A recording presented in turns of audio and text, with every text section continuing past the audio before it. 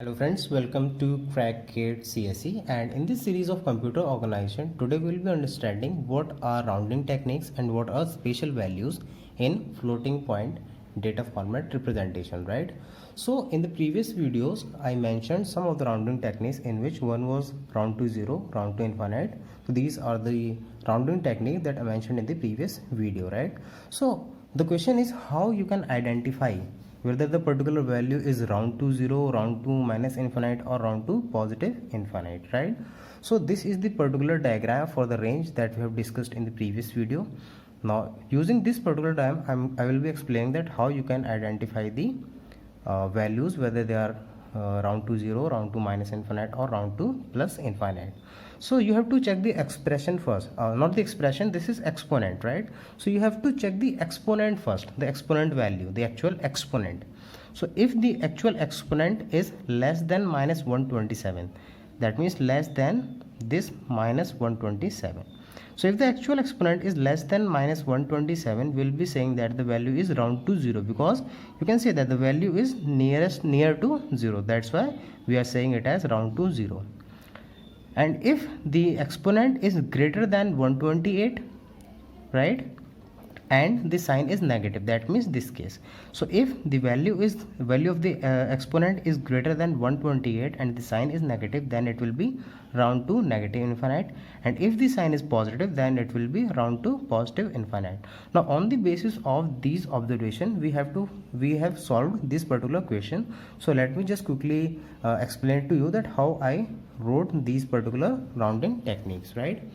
So with respect to 32-bit data, so they have mentioned that we have to use the 32-bit data and we have to identify that which particular rounding technique has been used. So in first example, you can see that, just let me place it here so that you can have a clear understanding that what is going on, right?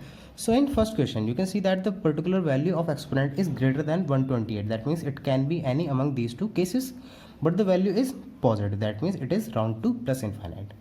Right, you got it. So for a while just skip this B and E part, we'll be understanding all the other now.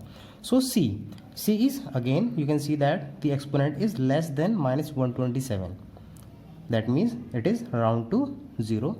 Similarly for the D option, the exponent is greater than 128 but the sign is negative, that means round to minus infinite, right? And this NN will be covered in the special values, so no need to worry about it.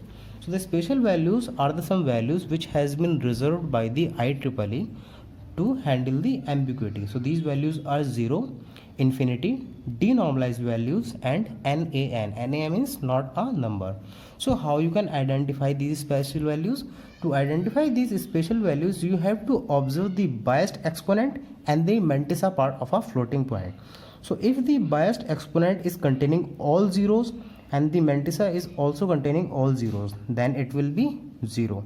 So we are not here worried about the sign. Sign can be either positive or negative, right? So no need to worry about the sign over here. So if the biased exponent is all 0 and mantissa is all 0, that means the value is 0. If biased exponent is all ones and mantissa is all 0, that means infinity, right? And if the biased exponent is all zeros and mantissa is not equal to 0, that means the denormalized value, that means no leading one. So generally in normalization we have 1.1, but denormalized will be 0. And that means there is no leading one, right? And if the biased exponent is having all ones and mantissa is not equal to 0, then it will be not a number, right? So we will be solving these two, but let us first solve this particular question. So here the data is given as 011 1100 1001, and this hypothetical format is given and they are asking what is the octal value. So in this particular question, the question is a bit confusing because it is asking for the octal value, but when you actually going to solve it now, you will be understanding that this particular value is nothing but not a number. How? See, this 1 bit is reserved for sign. These 5 bits, as per this, these 5 bits are for the biased exponent, and these 6 bits are for the mantissa. Now just compare one thing, that biased exponent, all the values are 1, right? These are all ones, and this is not equal to 0. Now compare this. This is nothing but a not a number. So you can identify that it is not a number. So if it is a multi-objective question, there will be definitely one option which is saying it is not a number. So similarly here you can see that B option. So now let me quickly explain the B option as well. So B option is 1.1011 into 2 to the power plus 128, and here they are talking about 32-bit data. So in 32-bit data, here we'll be having sign, biased exponent and mantissa. So this is of 23, this is of 8, this is of 1 bit, right?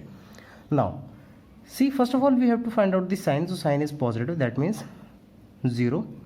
Now we have to find out the biased exponent. So the biased exponent is nothing but actual exponent plus bias. Actual exponent is 128 plus bias. Bias is nothing but 2 to the power 8 minus 1 which is equal to 127, I think. So just add these two values, it will be 255. Now convert this 255 into binary. So it can be written as 11111111, 8 ones. So 8 ones, 11111111.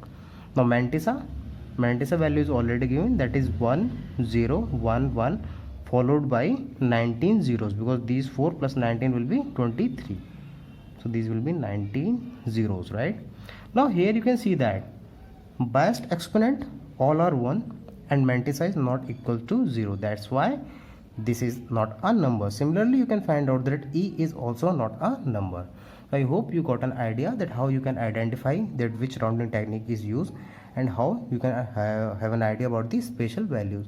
So these spatial values can be asked in your exam, because I remember that once these questions asked in, I think GATE 2012, I don't remember the year, but I am pretty sure that this question came at least twice, right? So just revise it once.